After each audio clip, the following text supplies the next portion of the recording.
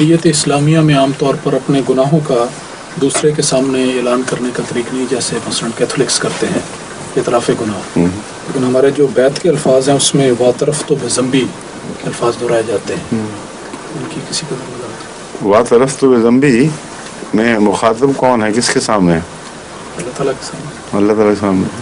وہ تو سر شریعت میں خدا کے سامنے اعتراف گناہ کا حکم ہے.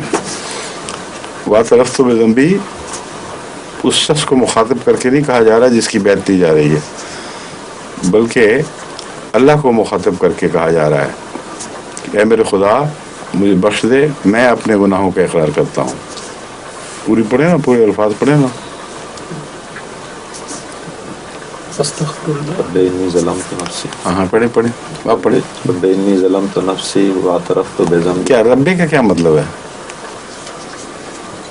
اللہ تعالیٰ کو مخاطب کیا میرے رب. ہاں تو جب پہلا لفظ ہی بتا رہا ہے کہ وہ خاطب وہ امام نہیں ہے جس کی بیعت ہو رہی ہے بلکہ اپنا رب ہے، تو پھر اس میں یہ جھگڑا کہاں سے آ گیا کہ اعتراف گناہ کیوں کیا جا رہا ہے؟ رب کے سامنے وہ سارے ننگے ہوئے، سبھی معترف ہیں گناہوں کے.